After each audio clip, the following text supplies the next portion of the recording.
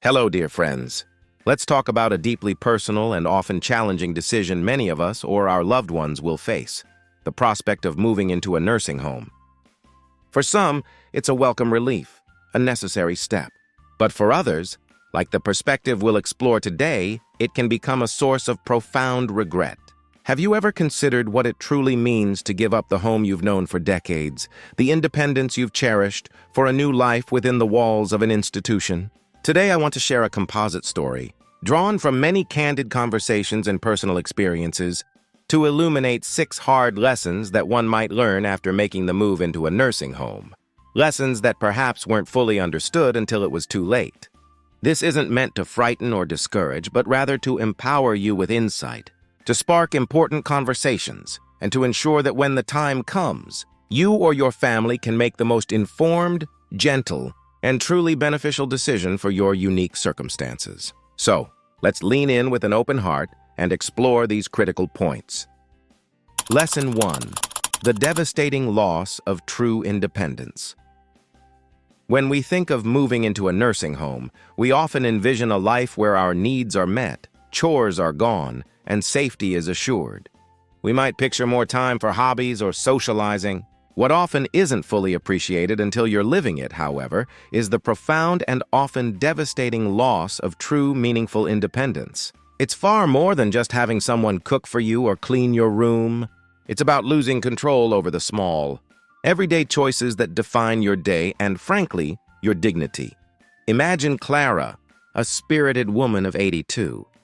For years, she loved waking up when she pleased, making her own coffee just the way she liked it, puttering in her tiny garden, and deciding on a whim whether to read or watch her favorite show. After a fall, her family, out of deep love and concern, encouraged her to move into a nursing home, promising her safety and constant care. Clara agreed, believing it would be easier. But soon she found herself on a schedule not of her making. Woken at a set time, meals at fixed hours, activities dictated by a calendar, not her mood. Her beloved plant near her window needed permission to be watered. Even deciding when to shower became a negotiation with a busy aide. "I feel like a child again," she confided, her eyes brimming with tears. "Everyone is kind, but I don't own my own day anymore.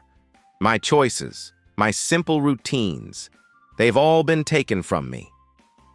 This loss of autonomy, over what seems like minor details, can chip away at one's spirit, leaving a feeling of helplessness and regret.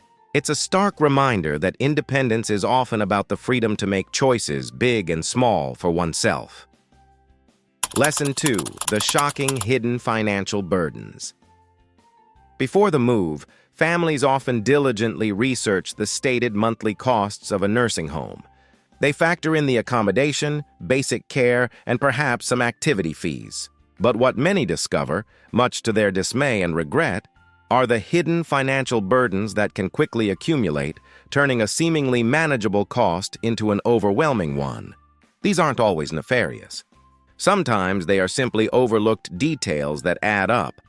Think of Arthur, a careful planner, who had set aside what he thought was ample savings for his long-term care. His family had selected a facility with a reasonable monthly fee. However, once he was settled, the additional charges began to surface. There were extra fees for personal hygiene products not covered by the basic allowance, charges for specific therapies that weren't medically necessary enough for insurance, but were vital for his comfort, costs for transportation to specialist appointments, and even small charges for things like cable TV or internet access that he had taken for granted at home. When he needed a new pair of glasses or specialized dental work, the facility often had preferred providers who might be more expensive than options he would have chosen independently. Arthur saw his carefully planned nest egg dwindling much faster than anticipated. "I regret not asking about every single potential charge before moving in," he shared. "It felt like nickel and dimming at first, but cumulatively, it was a massive drain. My children ended up shouldering far more than we ever expected." Understanding the full spectrum of potential costs beyond the headline monthly fee is absolutely critical. Lesson 3. The inconsistent and sometimes inadequate quality of care. One of the primary reasons for choosing a nursing home is the promise of consistent, high-quality care. Families envision dedicated staff attending to every need promptly and compassionately. The regret often stems from discovering that the reality can be very different.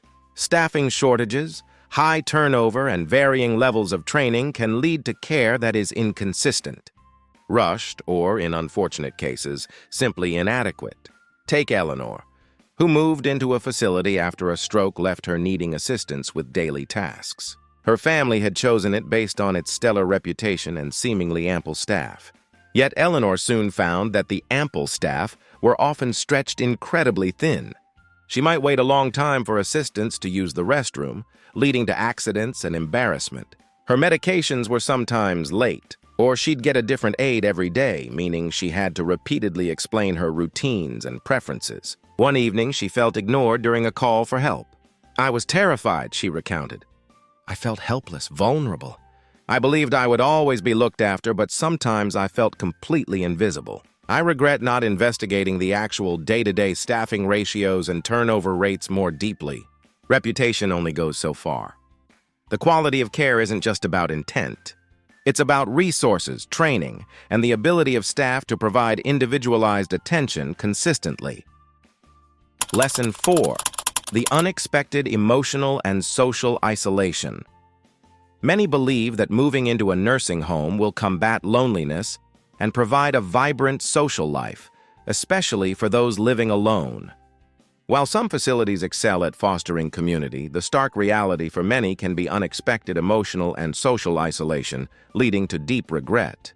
Despite being surrounded by people, true connection can be elusive. Consider Robert, a widower who had always been a social butterfly. He looked forward to engaging conversations and card games. When he moved, he found that many residents had varying cognitive abilities, and forming deep, reciprocal friendships was challenging. Staff, though kind, were often too busy for extended chats. His visitors, once frequent, slowly dwindled due to distance, their own busy lives, or the somber atmosphere of the facility. "I'm surrounded by people," Robert would often sigh, "but I've never felt so alone. I miss my old friends, the easy laughter, the familiar faces. I regret not understanding that being around people isn't the same as truly connecting with them." The isolation here is a different kind of loneliness. This points to the crucial difference between physical presence and meaningful social interaction, a distinction that can profoundly impact one's emotional well-being. Lesson 5. The challenge of maintaining personal preferences and routines. Our personal preferences and routines are deeply ingrained. They're part of what makes us us. From the foods we like, to the time we prefer to go to bed, to how we arrange our personal space, these things matter.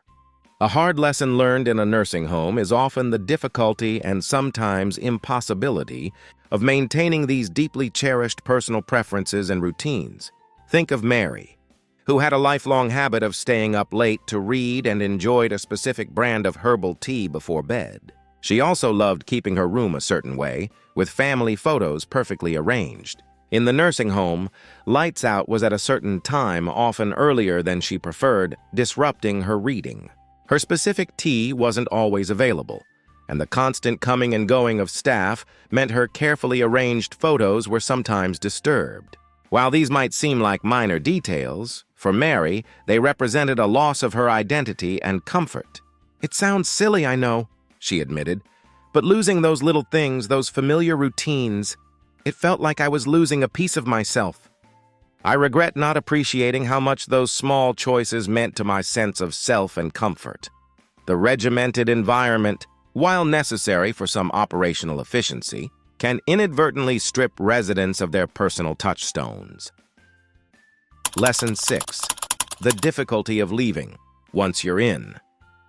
Perhaps one of the most significant regrets for some is discovering how incredibly difficult it can be to leave a nursing home once you've moved in. Even if you're unhappy, it's often not as simple as deciding you'd like to go home. The practical, financial, and logistical hurdles can be immense. Consider George, who, after a few months, felt that his health had improved significantly, and he longed to return to his own home, perhaps with some in-home care. However, his home had been sold to cover the nursing home costs, and finding suitable alternative housing was a challenge. His family, though supportive, found it overwhelming to coordinate new care arrangements, especially with the limited resources they had left. The process of transitioning out involved medical assessments, finding new care providers, and navigating a complex bureaucratic system, often without the full support of the facility, which had a vested interest in retaining residents. George felt trapped. "I regretted not thinking about an exit strategy," he lamented. "I thought if I didn't like it, I could just leave. But once you're in, with all the financial and logistical ties, it feels almost impossible to get out. It's a decision that often feels irreversible." This highlights the need to consider the long-term, potentially permanent nature of such a move. These are 6 very real, very hard lessons that some individuals have learned after moving into a nursing home. Again, my intention here is not to criticize or to say that nursing homes are inherently bad. For many, they are absolutely the right choice, providing essential care and a supportive environment. But for others, the reality falls far short of expectations, leading to regret.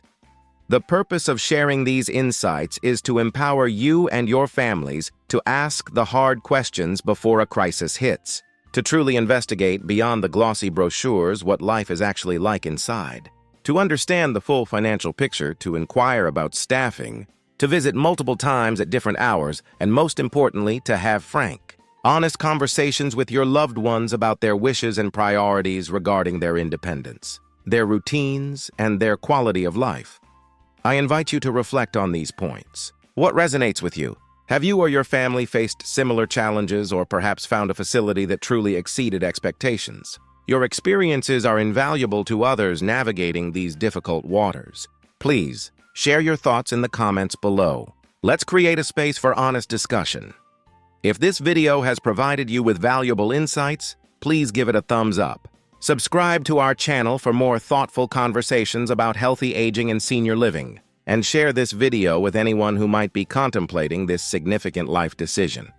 Thank you for your time, your attention, and your willingness to engage with such an important topic. May you and your loved ones make choices that bring peace, comfort, and true well-being.